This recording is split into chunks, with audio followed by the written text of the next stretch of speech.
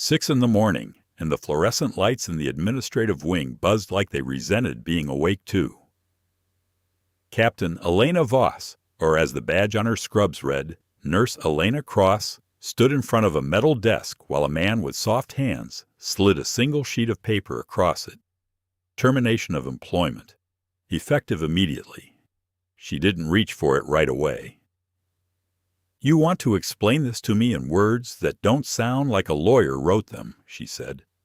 The hospital's director of nursing, a balding man named Gary Fenwick who smelled faintly of drugstore cologne, folded his hands like he'd rehearsed this in a mirror. "You countermanded a senior physician's direct order in front of a full trauma team," he said. "Dr. Whitfield has been with this hospital for 22 years. And the patient he was about to let die has been alive for 11 hours because I didn't listen to him," Elena said. Fenwick's jaw tightened. "That's not how this works, Miss Cross." "It's Cross," she said. "Just Cross. And no, apparently it isn't." She picked up the paper, folded it once, and put it in the pocket of her scrubs like it was nothing more than a grocery list. 12 hours earlier, none of this had a name yet. Riverbend Memorial was the kind of hospital that ran on quiet efficiency and paperwork nobody read twice. The kind of place where a woman like Elena could disappear into a badge that said registered nurse, and nobody asked the questions that mattered. She'd been there 14 months. She showed up on time, did her 12-hour shifts, kept her head down, and let people assume that the faint scar along her jaw was from a car accident, that the way she moved through a code blue, like she'd done it in her sleep for a decade, was just good training, and that the quiet in her eyes was nothing more than the fatigue of the job. Dr. Aaron Whitfield had a different theory. He thought she was slow. He thought she second-guessed him.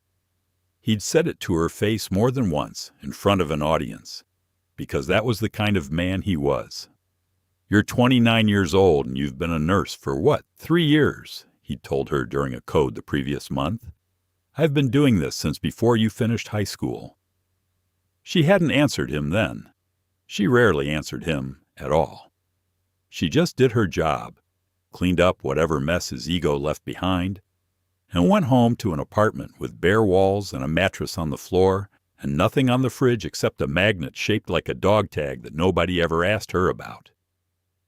That night, the ambulance bay doors blew open at 11:40 in the evening, and everything changed.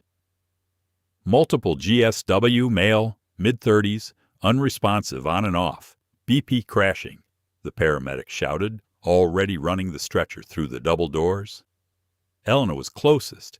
She was always closest, because she made sure of it, some old habit that never let her stand at the back of a room when there was blood in it. She looked down at the man on the stretcher, and something in her chest dropped 6 inches. She knew that face. She knew it from a place with sand in the air and a temperature that boiled boots to rubber. A place that didn't exist on any map handed to civilians. Marcus Webb, Master Chief, Navy SEAL. The man she'd once pulled out of a burning vehicle in a province whose name was still classified. The man whose femoral artery she'd clamped with her bare fingers, while mortar rounds walked closer with every impact. He didn't look at her yet. He wasn't conscious enough to look at anyone. 2 units through, pressure 60 over palp, a resident called out. Dr. Whitfield's on his way down. Elena's hands were already moving, already cutting through fabric, already finding the entry wounds and doing the math her mind never stopped doing. Not really. Not since she came home. 3 gunshot wounds. Chest, abdomen, thigh. The chest wound was the one that mattered.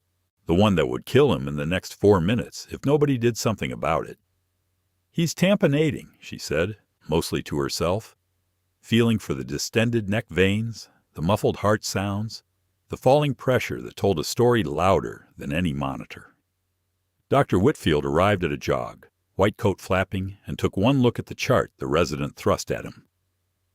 "Get him to the OR. Prep for exploratory laparotomy," he barked. "He won't survive transport," Elena said. The room didn't quite go silent, because a trauma bay never truly goes silent, but something in the air shifted. the way it does right before a storm decides which direction to move. Whitfield turned to her like she'd interrupted a church service.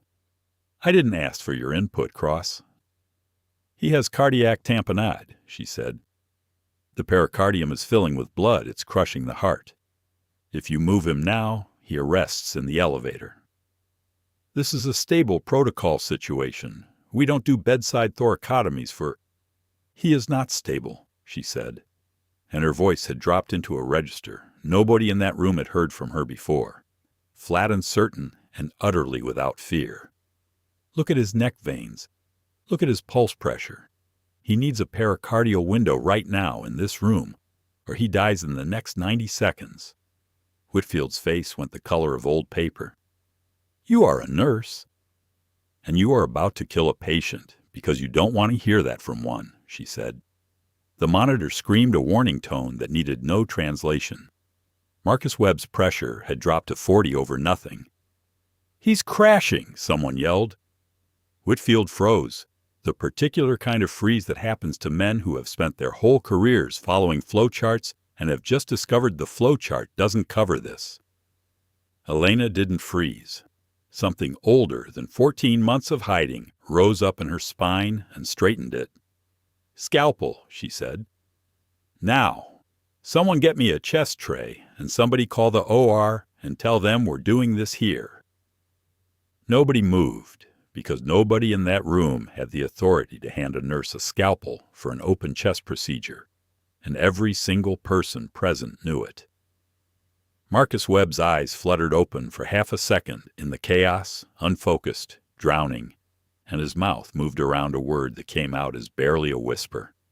Doc. Nobody else heard it clearly. Elena did. Something cracked open in her chest. An old door she'd nailed shut 14 months ago. I'm here, Marcus, she said quietly, close to his ear. You're safe. I've got you. Then she looked up, and the woman who looked at that room was not the nurse who'd clocked in 6 hours earlier. Everybody listen to me very carefully, she said. I am going to open this man's chest and relieve the pressure on his heart. I need betadine, a scalpel, a finocchietto retractor if we have one, and if we don't, whatever will hold ribs apart. I need it in the next 30 seconds, or he is dead. And every one of you standing here watching me instead of moving is going to have that on your conscience for the rest of your life. Move. Something in her tone did what rank insignia does in a war zone. Nobody in that trauma bay had ever been given an order like that by a nurse, and yet every single one of them obeyed it like their bodies understood something their brains hadn't caught up to yet. A resident named Priya shoved a scalpel into her hand. Whitfield opened his mouth to object, and then didn't, because the numbers on the monitor had gotten worse, and even his pride understood arithmetic. Elena made the incision along the 5th intercostal space with a precision that came from a place with no operating rooms, no sterile lighting, no backup, a place where you learn to open a chest by a red flare and a prayer. Retractor, she said, and Priya's hand slid it in without being asked twice. Blood welled dark and thick around the incision, and Elena's gloved fingers moved through the tissue like she'd done it 1,000 times, because she had. I'm going into the pericardial sac, she narrated, not for herself, but for the room, because some instinct in her knew this was also a teaching moment for people who had never seen combat medicine up close. The blood in here is choking the heart. It can't fill, it can't pump. I make a small window, I let it drain, and the heart remembers how to work. She nicked the pericardium with the tip of the scalpel, and dark blood surged out under pressure, spattering across her gloved forearm. And the whole room exhaled at once when the monitor's tone changed pitch. Pressure's coming up, Priya said, disbelief thick in her voice. 80 over 50, 90 over 60. Suction, Elna said. Keep it clear. I need to see if there's an active bleed inside. There was, a small nick along the edge of the right ventricle, oozing steadily, and Elena's fingers found it before anyone else in the room had even located it on the anatomy chart in their heads. "I need a finger here to hold pressure while we get him to the OR for definitive repair," she said. "This is a temporizing measure. He needs a cardiothoracic surgeon and a real operating room in the next 10 minutes, but he'll survive the 10 minutes now." Whitfield stood at the edge of the room, arms slack at his sides, staring at a scene that had just rewritten every assumption he'd built about the woman in front of him. "Where did you learn to do that?" he said. And it wasn't condescension anymore. It was something closer to fear. Elna didn't answer him. She was still holding pressure with 2 fingers on a beating human heart, and Marcus Webb's eyes had opened again, clearer this time, locking onto hers. "Cross," he said, voice thin as paper. "You got old on me." "You got shot on me," she said. "We're even." "Command said you were dead," he whispered. "They told my whole platoon you didn't make it out of Kandahar." The room went very still. Whitfield's head turned sharply. "What's he talking about?" he said. Elena kept her eyes on the wound, on the vitals, on the only thing in the room she trusted completely. "Not now," she said. "Get me a cardiothoracic surgeon and an OR. We are wasting time." What happened after that moved fast. The way real trauma moves, all motion and noise stitched together into something that only made sense in retrospect. They got Marcus Webb up to the operating room within 9 minutes.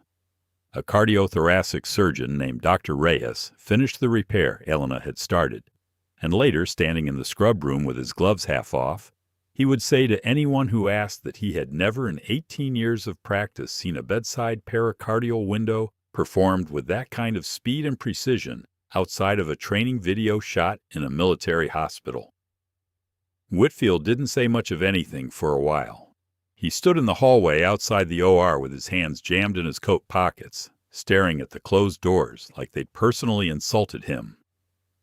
When Elena walked past him afterward, blood dried brown on her forearms, he stopped her.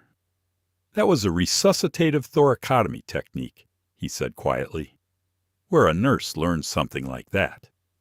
"I'm tired, Dr. Whitfield," she said. "Can we do this another time?" "Who are you?" he said, and there was no arrogance left in it, just a genuine naked question. She looked at him for a long moment. "Someone who used to save people for a living, before I decided to hide from it," she said, and walked away, before he could ask anything else. "Tell us in the comments where you're watching from tonight, because what happened over the next 6 hours in that hospital is the kind of thing that doesn't get written down in any incident report, and you're not going to want to miss it."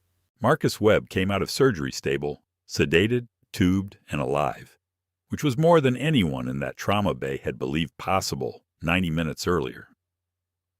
Elena sat outside the recovery room on a hard plastic chair, still in her blood-stained scrubs, and let herself feel, for the first time in 14 months, something that wasn't dread. It didn't last long. Fenwick found her there at 5 in the morning, clipboard in hand, face arranged into the careful, neutral expression administrators wear when they've already made a decision and are just looking for a place to deliver it. "Miss Cross, a word," he said.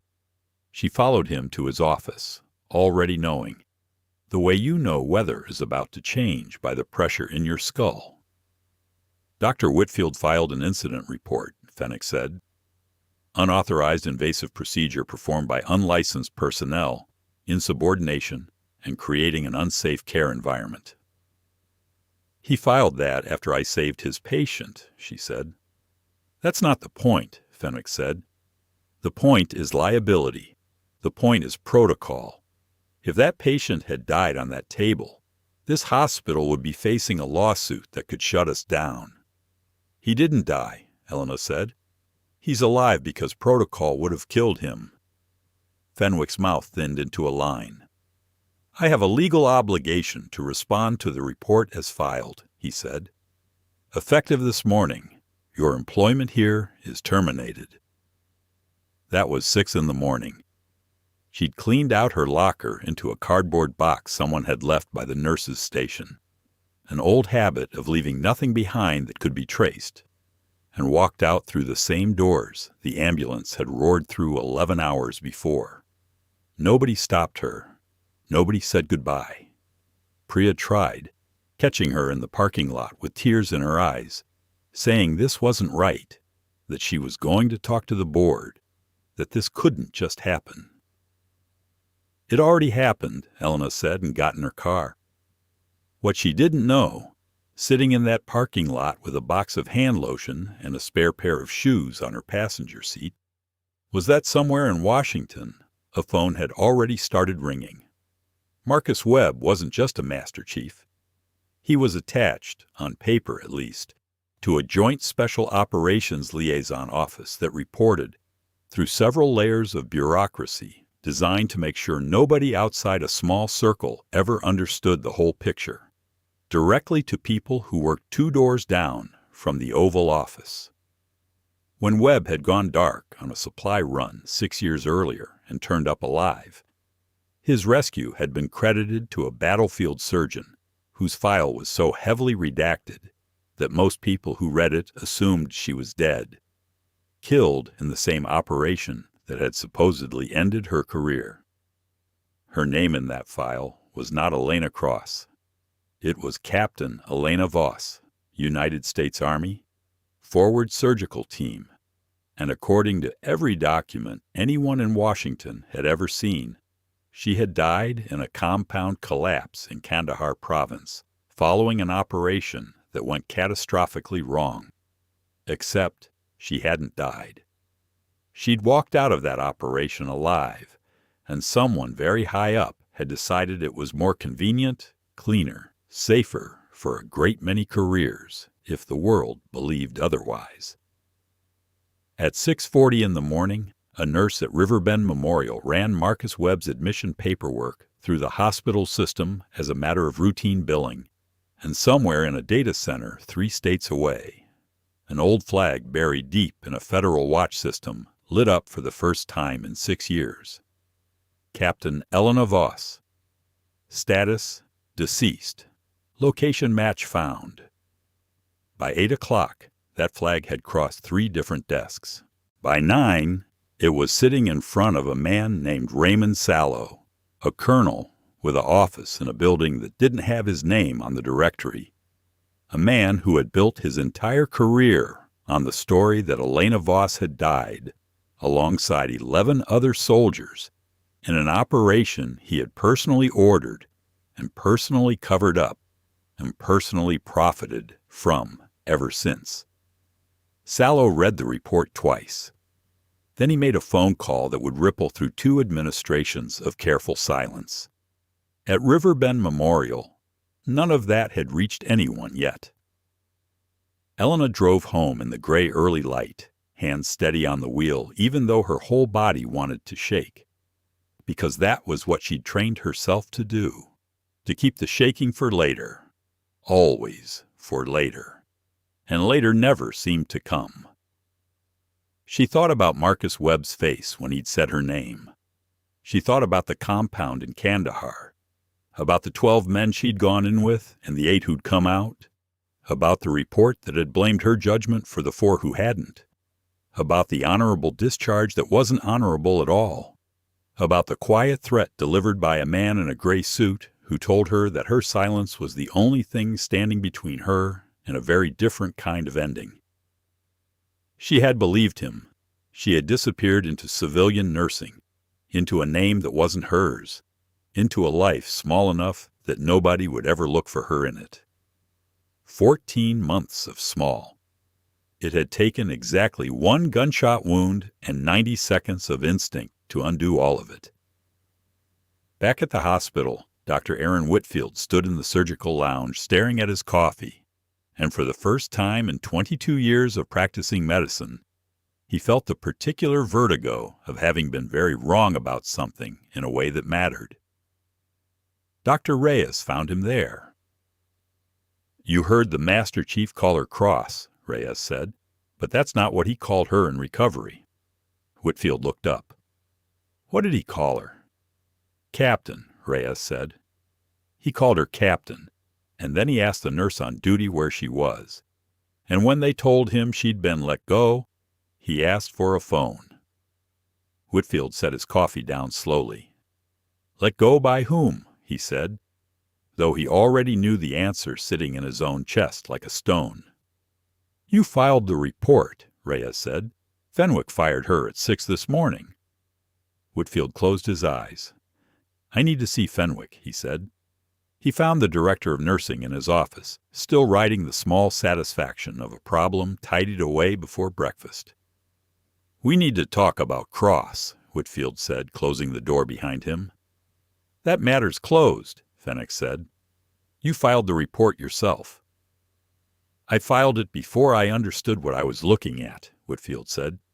Gary, that woman performed a procedure this morning that I have only ever seen described in trauma journals from combat hospitals. She saved a patient I was about to send to his death, because I followed a protocol that doesn't account for what she saw in 90 seconds flat. She's a nurse, Fenwick said. She's not licensed to perform invasive cardiac procedures. I don't care how good her instincts were. This is a liability question, not a talent contest. The patient she saved is a Navy SEAL asking for her by rank, Whitfield said.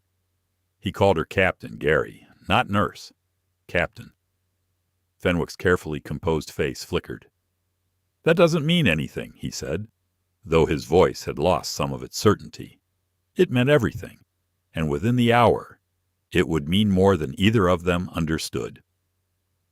At 11:15, a black government sedan pulled into the visitor lot at Riverbend Memorial, and 2 men in dark suits walked through the front entrance with the kind of unhurried purpose that makes hospital security nervous without quite knowing why. They asked for the hospital director. Not Fenwick, the director, Dr. Marian Alvarez, a woman who had run Riverbend for 9 years and had never once had to deal with anything more dramatic than a malpractice settlement. We're looking for information about a patient admitted last night under the name Marcus Webb, one of the men said, producing credentials that made Alvarez's secretary's hands shake slightly as she checked them. And a member of your nursing staff, a woman going by the name Elena Cross. Alvarez met them in her office, heart-pounding in a way 29 years of hospital administration had never quite prepared her for. Is there a problem? She asked. We need to speak with whoever authorized the termination of Elena Cross's employment, the second man said. His voice was calm, almost gentle, which somehow made it worse. This morning, 6 a.m. Alvarez picked up her phone. Gary, my office now, she said. Fenwick arrived within 90 seconds, blood draining from his face the moment he saw the 2 men standing in the corner of Alvarez's office. Mr. Fenwick, the first man said, you terminated Miss Cross's employment this morning. There was an incident report, Fenwick stammered. A procedure performed without authorization, a violation of... The procedure you're referring to saved the life of a decorated Navy SEAL who is currently recovering 2 floors above us, the man said. The woman you fired is Captain Elena Voss, United States Army, formerly attached to a classified forward surgical unit. Her file has been flagged at the highest levels of this government for 6 years as a deceased asset. As of 9:17 this morning, that flag has been corrected. Alvarez felt the floor tilt slightly. I don't understand, she said. Deceased asset. She's a nurse. She was a captain in the United States Army and one of the most decorated combat surgeons this country has produced in the last 2 decades, the man said. Before she was declared dead in a cover-up that certain people in Washington have spent 6 years maintaining. We need to find her, and we need to find her before the people responsible for that cover-up do. Fenwick sat down without being asked to, which was, in its own quiet way, an admission of everything. Where does she live? The second man asked. Nobody in that office knew. Which was, of course, exactly how she'd built her life. Elena's apartment held nothing that would tell anyone anything. No photographs, no letters, no evidence of a past beyond a single dented dog tag magnet on the fridge that she'd never had the heart to throw away. She sat on the edge of her mattress, the box of her hospital things untouched on the floor. And for the first time in 14 months, she pulled a shoebox out from under the bed. Inside, it was a Beretta, a folded flag, and a set of papers with her real name printed at the top. Captain Elena Voss. She hadn't looked at that name in over a year. Her phone rang at 11:45. She almost didn't answer it because nobody had this number except a handful of coworkers who thought her name was Cross. "This is Elena," she said. "Captain Voss," a man's voice said, careful, formal, the kind of voice trained to deliver difficult information without making it worse. "My name is Agent Daniel Reyes, no relation to your cardiothoracic surgeon. I understand the confusion. I'm calling from the Department of Defense Inspector General's office. We need to speak with you regarding the operation in Kandahar province 6 years ago and regarding a phone call that was made this morning by a man named Marcus Webb." Elena's hand tightened around the phone. "How did you get this number?" she said. "The same way we found out you weren't dead," Reyes said. "Captain, I need you to listen to me very carefully. There is a man named Colonel Raymond Sallow who has spent 6 years believing you were killed in that compound collapse, and believing that belief kept certain very uncomfortable facts buried with you. As of this morning, he knows that's not true. We believe he may attempt to reach you before we can bring you in safely." Elena stood up, moved to the window without thinking, the old instinct to check exits and sight lines kicking in like it had never left. "What facts?" she said. "What is Sallow trying to bury?" There was a pause on the line, the kind of pause that meant someone on the other end was deciding how much truth a person could hold at once. "The compound collapse that killed 4 of your team wasn't an accident, Captain," Reyes said. "It was ordered. Sallow greenlit an airstrike on a structure he knew you and your team were still inside, to eliminate an informant network he'd been running that had gone rogue. You survived because you got your surviving men out through a service tunnel that wasn't on any of the plans he'd approved. Your report of what happened would have ended his career and exposed an operation that several senior officials profited from directly. So he had you declared dead instead, buried the report, and told your family a story about a training accident." Elena stood very still, and something that had been frozen in her chest for 6 years finally, terribly, began to move. "I've spent 6 years believing I killed them," she said quietly. "I've spent 6 years believing it was my call that got them killed." "It wasn't," Reyes said. "It was never your call. We have 3 witnesses now willing to testify to that, including the pilot who flew that mission and has been trying to come forward for 2 years. Captain, we need you to come in. Today. Before Sallow decides that the easiest solution to this problem is to make sure the flag on your file goes back to deceased, permanently this time." Elena closed her eyes. 6 years of running, and the door she thought she'd never be able to walk back through had just been kicked open by a bullet wound and a nurse who couldn't keep her mouth shut. "Where do you need me?" she said. "Stay where you are," Reyes said. "We have a team 15 minutes out. Do not go back to the hospital." She hung up the phone, and for a long moment she simply stood there, in an apartment with bare walls, holding a shoebox with her real name in it, feeling the ground of her life shift under her feet for the second time in 12 hours. Then she heard a car door outside, not the government sedan Reyes had promised, but something else. Something that made every hair on the back of her neck rise the way it used to in a war zone, right before something went wrong. She looked through the blinds. A black town car had parked directly outside her building, and a man stepped out of it whose face she recognized instantly, even 6 years and 100 pounds of stress older than the last time she'd seen him across a briefing table. Colonel Raymond Sallow.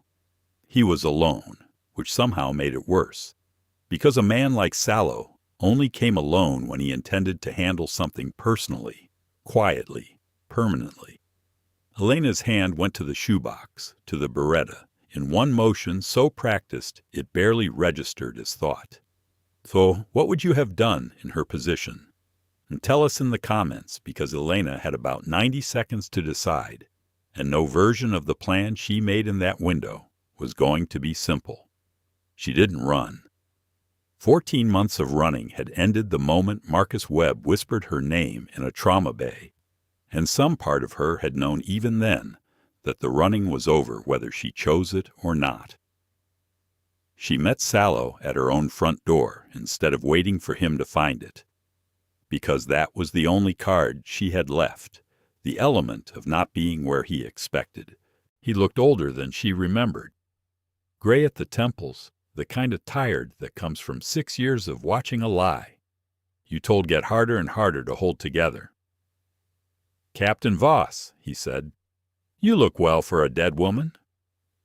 "You look tired for a man who ordered an airstrike on his own people," she said. Something flickered across his face, brief and ugly. "That was a difficult call made under difficult circumstances," he said. "It was murder," she said. "You killed 4 of my men to bury an informant network you'd let get out of control, and then you let me carry the weight of it for 6 years." "You have no proof of any of that," Sallow said, though his voice had a brittle quality that suggested he wasn't as certain of that fact as he wanted to be. "I don't need proof," Elena said. "There's a pilot who's been waiting 2 years for someone to ask him the right question.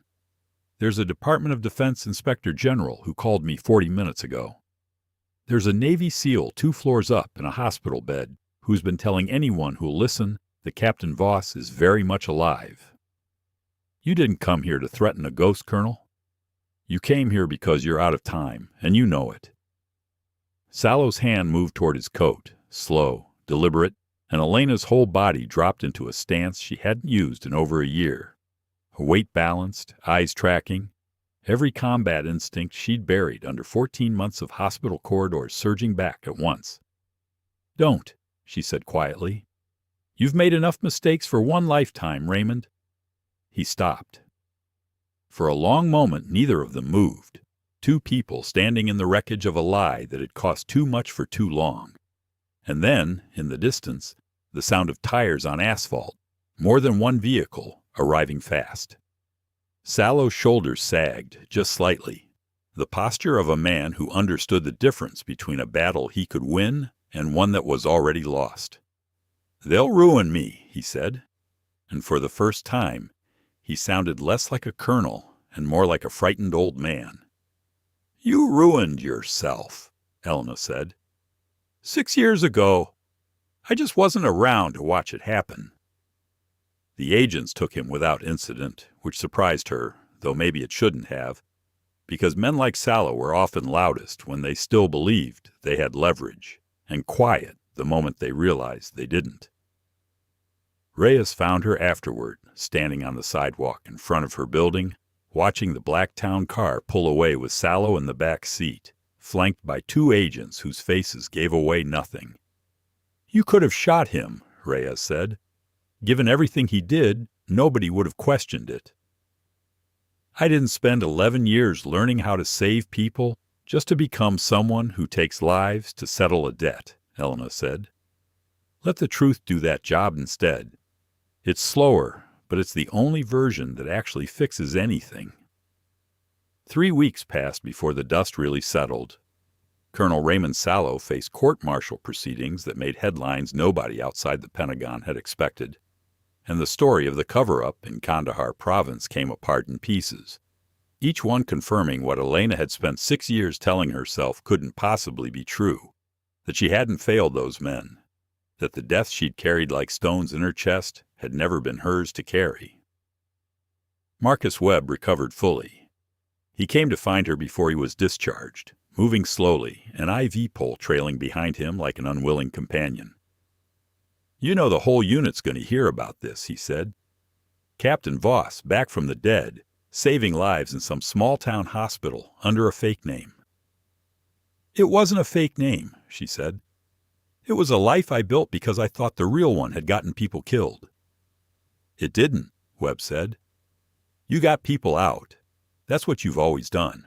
I'd still be dead in that compound if you hadn't found that tunnel. I'd still be hiding if you hadn't gotten shot in my parking lot, she said. And for the first time in longer than she could remember, she laughed. Actually laughed. Something loose and unguarded. Glad my chest wound could be of service, Webb said dryly, and she laughed harder. Riverbend Memorial called her back within the week. An apologetic, careful call from Dr. Marian Alvarez herself, who had, in the intervening days, learned considerably more about the woman she'd nearly let walk out of her hospital forever. We'd like to discuss your future here, Alvarez said, assuming you'd consider staying. Elena sat across from her in an office that suddenly felt much smaller than it had 3 weeks earlier. Staying as what? She asked. A nurse who isn't supposed to know how to open a chest or something else. Alvarez slid a folder across the desk. We're establishing a trauma fellowship program specifically for combat-experienced medical personnel transitioning into civilian practice, she said. Somebody suggested we needed someone to run it. Somebody with actual field experience translating combat protocols into civilian trauma care. The board approved emergency funding within 48 hours of hearing your name attached to the proposal. Somebody, Eleanor repeated. Dr. Whitfield, actually, Alvarez said. He's been very insistent. Elena found Whitfield in the surgical lounge later that afternoon, staring into his coffee the way he seemed to do whenever something had rattled him loose from his usual certainty. You proposed a fellowship program, she said, sitting across from him, after you filed a report to get me fired. Whitfield had the good grace to look uncomfortable. I was wrong, he said. About a great many things, apparently.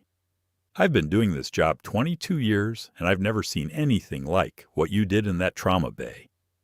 I spent 3 weeks trying to figure out how to say I'm sorry in a way that didn't sound as small as the words actually are. Those words are fine, Elena said. I've had worse apologies. Or none at all from other people. I'd like you to teach me, he said, which surprised her more than anything Sallow had said, with a gun half drawn on her doorstep. The things you know, the things civilian medicine doesn't have a protocol for yet, because nobody who knew them ever stayed long enough in a place like this to write them down. That's the job description they're offering me, she said. Director of Trauma Innovation, apparently. Fancy title for teaching doctors to trust their eyes over a flowchart. I'd take the job if I were you, Whitfield said. God knows this hospital needs someone willing to tell a senior physician he's wrong when he is.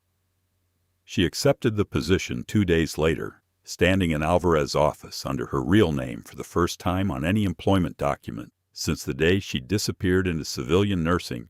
Captain Elena Voss printed cleanly at the top of a contract that didn't require her to hide a single thing about who she'd been or what she'd survived to become.